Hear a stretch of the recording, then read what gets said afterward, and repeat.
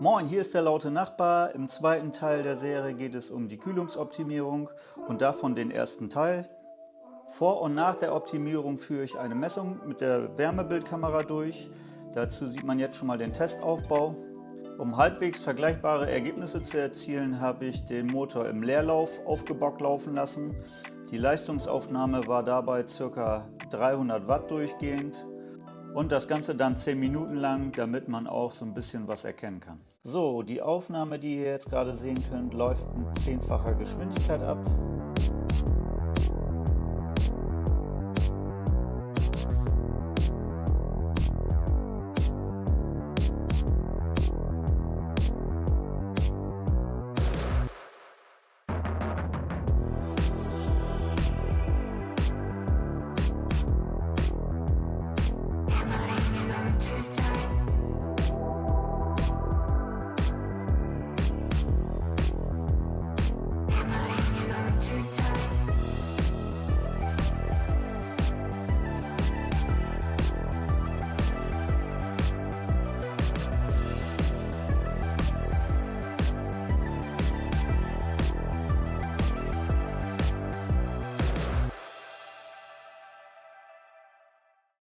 Nach dem ersten Durchlauf ohne Optimierung hatten wir bei 12,6 Grad Außentemperatur eine Gehäusetemperatur von 58,3 Grad Celsius. Warum möchte ich jetzt das Ganze optimieren?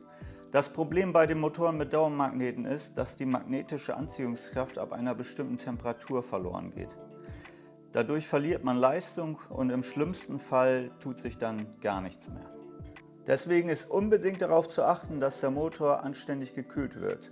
Am besten nicht über 80 Grad Celsius betreiben und die hat man wirklich schnell drauf, wenn man mal ein bisschen Gas gibt und die Sonne richtig auf den Motor knallt. Welche Möglichkeiten bieten sich da jetzt an? Passiv zum Beispiel durch eine Vergrößerung der Oberfläche mit Hilfe eines Kühlkörpers, den man dann aufs Gehäuse klebt. Eine weitere Möglichkeit ist es, den Luftaustausch zwischen Gehäuseinneren und der Umgebung zu verbessern. Dafür könnte man zum Beispiel in die Gehäusedeckel Löcher bohren bzw. die Löcher einfach vergrößern. Aktiv könnte man noch mit einem Lüfter die warme Luft aus dem Motorgehäuse raussaugen oder eben den Kühlkörper weiter runterkühlen. Wie am Anfang schon erwähnt, bohre ich die Gehäuselöcher vom Motor etwas weiter auf. Dafür baue ich mir als erstes eine kleine Haltevorrichtung, weil man schlecht das Gehäuse so festhalten kann, das fliegt einem dann bloß um die Ohren.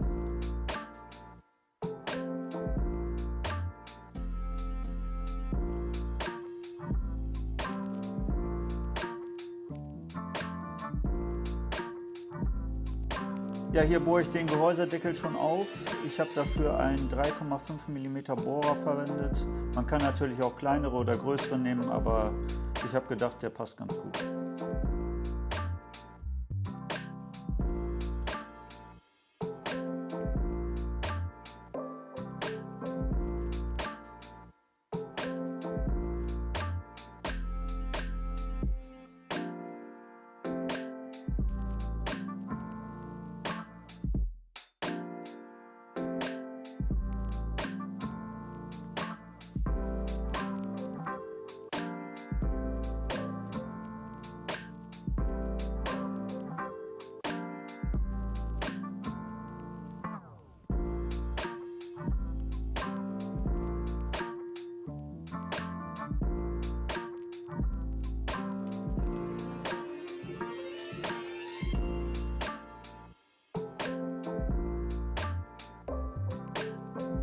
Nach dem ganzen Bohren habe ich dann noch entgratet, natürlich von beiden Seiten. Dafür habe ich einfach einen etwas größeren Bohrer verwendet.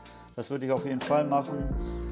Ansonsten könnten die Späne sich natürlich lösen und dann während des Betriebs in dem Motor irgendwie was verklemmen oder Kurzschlüsse auslösen und das wollen wir ja auf keinen Fall. Ja, und von außen sieht es einfach schöner aus und fühlt sich besser an.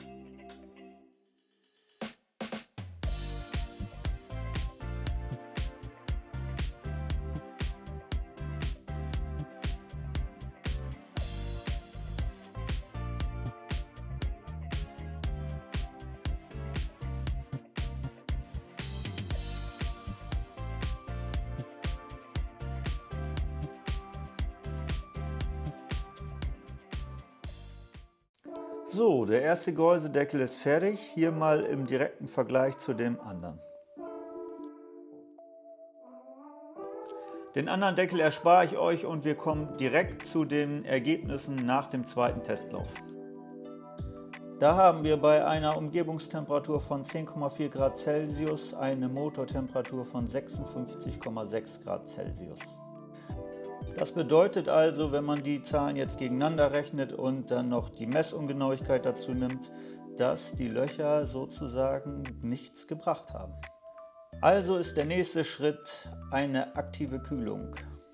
Das 3D-Druckteil ist auch schon fertig.